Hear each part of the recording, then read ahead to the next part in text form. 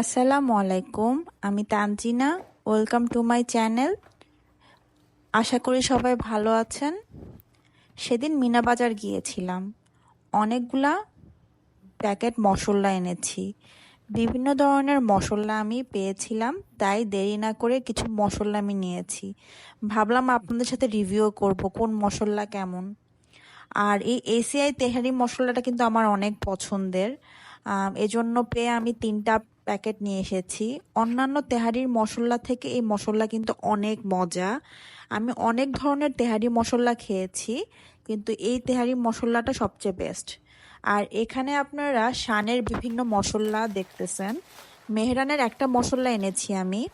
শানের মশলাগুলা আমি প্রথম শুরু করেছি একটা মাছের মশলা দিয়ে, যেটা খেতে আমার এত ভালো লেগেছে। যে কোনো সি ফিশ অথবা নর্মাল ফিশে শান ফিশ মশলাটা ইউজ করলে খেতে কিন্তু অস্থির হয়।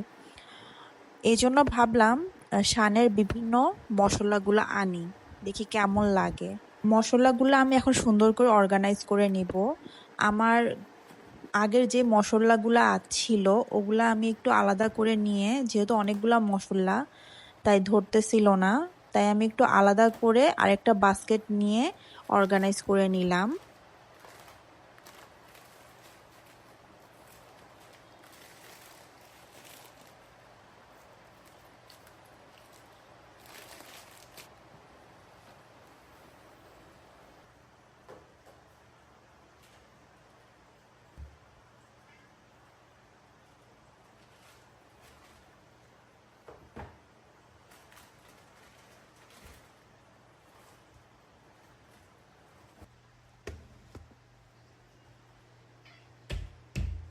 আজকে আমি শানের যে নিহারি মশলাটা আছে সেটা রান্না করব। সেজন্য আমি এখানে খাসির পায়া নিয়ে নিলাম। খাসির পায়াতে ছোট চুল ছিল, তাই ওগুলা কোনোভাবেই যাচ্ছিল না। তাই আমি একটা ছোট্ট স্ক্রাব কেটে নিয়ে ওইটা স্ক্রাব করে নিব। এভাবে করলে চুলগুলা একদম 100% চলে যায়।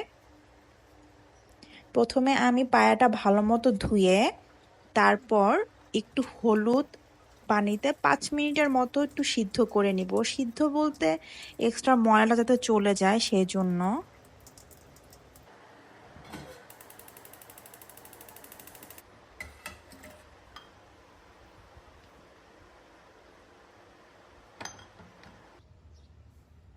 পানি ফেলে আমি আবার পায়াগুলা ধুয়ে নিব।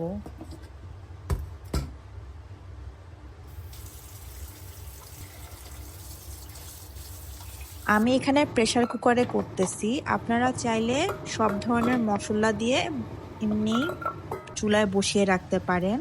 মশলা হিসেবে আমি এখানে দিয়েছি পেঁয়াজ রসুন বাটা, লবণ আর আদা বাটা।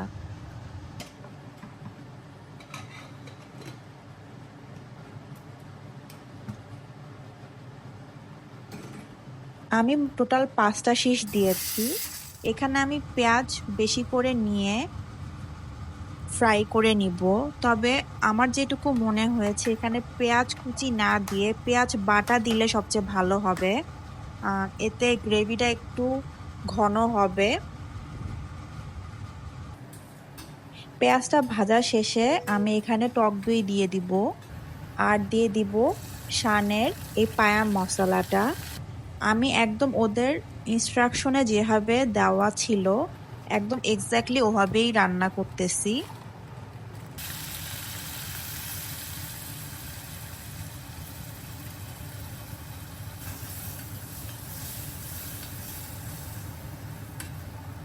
আমি ইনস্টাগ্রামে রিসেন্ট দেখেছি যে প্যাকেট মশলা এক্সট্রা থাকলে কিভাবে স্টোর করতে হয়।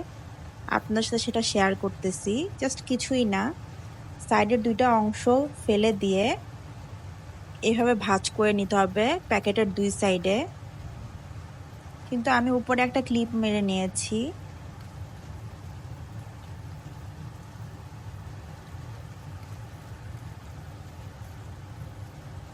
মশলাটা ভালো মতো কষানোর পরে আমি সিদ্ধ করে রাখা নেহারি ঝোল সহ মশলার মধ্যে দিয়ে দিব।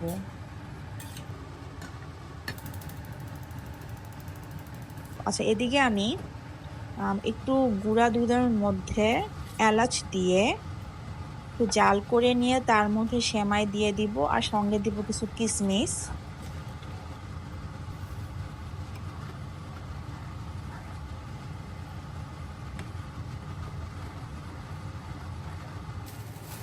আর ফ্রোজেন পরোটা ভেজে নিচ্ছি। আচ্ছা, পায়াটা কিন্তু আমি প্রায় 20-25 মিনিট মশলার সাথে ভালো মতো রান্না করতে দিয়েছি।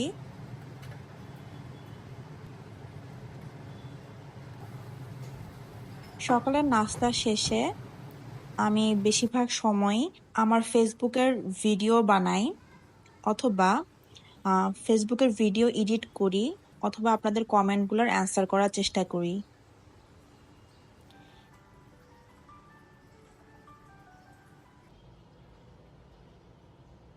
এখন দুপুরের লাঞ্চের জন্য রান্না করব কালাই ডাল। আপনারা এই ডালটাকে কি নামে ডাকেন? আমরা কালাই বলে ডাকি। এখানে আমি কালাই ডালটা একটু ভিজিয়ে রাখবো, তাহলে সিদ্ধ তাড়াতাড়ি হবে। আর আমি যেহেতু শুটকি রান্না করব, তাই শুটকিটাও ভালো মতো পরিষ্কার হয় যদি আপনি কিছুক্ষণ ভিজিয়ে রাখেন। আর আমি সবসময় সব শুটকি চেষ্টা করি কিছুক্ষণ ভিজিয়ে রাখার, এতে করে ময়লাগুলা খুব ইজিলি উঠে যায়। এখানে পাবদা মাছ আছে। পাবদা মাছটা আমি হলুদ আর লবণ দিয়ে হালকা মাখিয়ে সামান্য ভেজে নিব।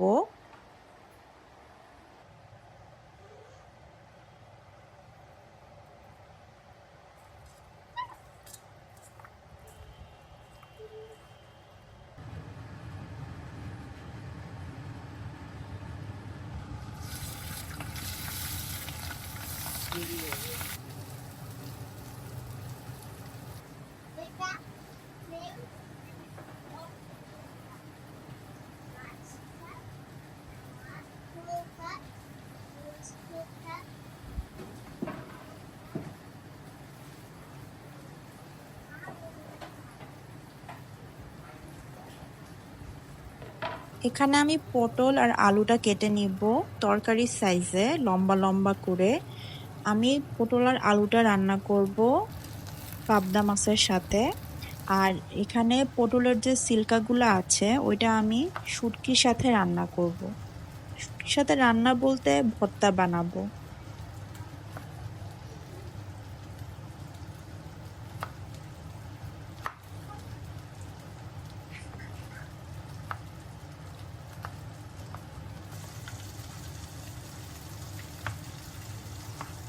এখন আমি কালাই ডালটা সুন্দর করে ভালো মতো করে ধুয়ে নিব।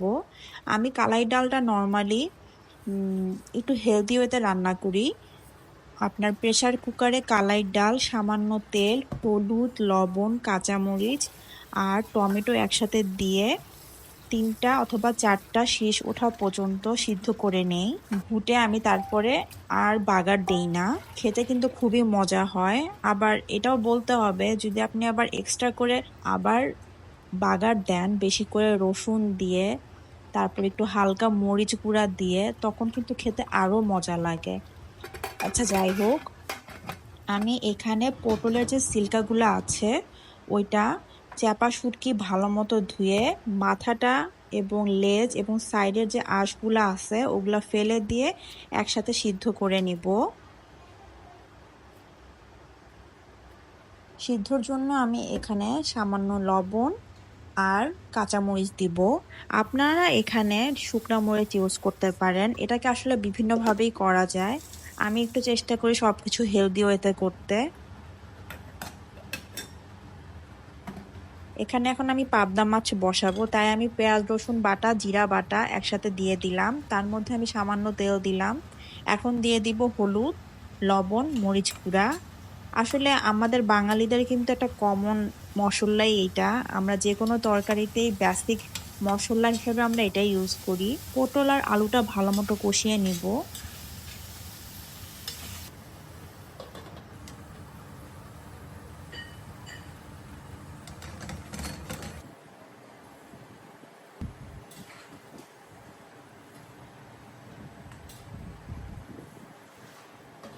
এদিকে আমার পটলের সিল্কা সিদ্ধ হয়ে গিয়েছে, তাই আমি এটা এখন ব্লেন্ড করে নিব।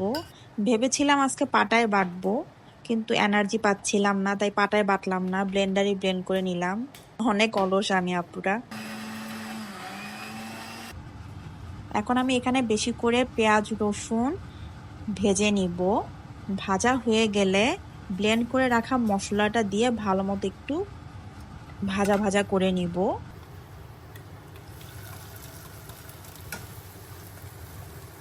এদিকে আমার কালাই ডালটা সিদ্ধ হয়ে গিয়েছে, তাই আমি কালাই ডালটা ভালো মতো ঘুটুনি দিয়ে ঘুটে নিচ্ছি।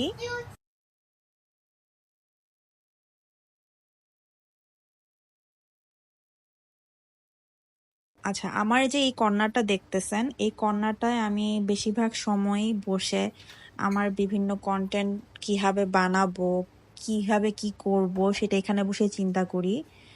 আসলে এই কর্নারটাকে আমি যে কতভাবে সাজিয়েছি, যারা আমাকে প্রথম থেকে দেখেন তারা জানেন। এখন আবার যেহেতু শীত চলে এসেছে, তাই আমি এই কর্নারটাকে একটু কোজি ভাইব দেওয়ার জন্য নতুনভাবে ডেকোরেট করব। নতুনভাবে ডেকোরেট বলতে একটু ফ্লোরে ফলস গ্রাস কার্পেটটা দিব আর কি। যেহেতু আমি পরের দিন ফেসবুকে রিলসের জন্য ভিডিও বানাবো, তাই আমি সবকিছু এখনই পরিষ্কার করে নিব। আর আমার গাছগুলাকে আমি একটু চেষ্টা করি কিছুদিন পর পর এপসম সল্ট আর ছত্রাকনাশক আছে ওইটা একসাথে মিক্স করে পানিতে ভালো মতো গুলিয়ে তারপরে আমি বিভিন্ন গাছে, আমার যত গাছ আছে সবগুলাতে আমি ঢেলে দেই। আমি পাতাতেও একটু স্প্রে করে দেই, বাট আজকে আমি স্প্রে করিনি, মগটা দিয়ে একটু হালকা ছিটা দিয়ে দিয়েছি। আমি কিন্তু পাতাগুলো শুকানো না পর্যন্ত বাথরুমেই রেখে দেই। পাতাগুলো পানি ভালো মতো ঝরে গেলে তারপরে আমি জায়গা মতো রেখে দেই। এই ছিল আমার আজকের ভিডিও। আশা করি আমার সকাল থেকে বিকালের রুটিনটা আপনাদের ভালো লেগেছে। যারা শেষ পর্যন্ত দেখলেন তাদের অসংখ্য ধন্যবাদ। ইনশাল্লাহ সামনের বৃহস্পতিবারে নিয়ে আসবো আপনাদের জন্য নতুন কোনো ভিডিও। সেই পর্যন্ত সবাই ভালো থাকবেন। আল্লাহ হাফেজ।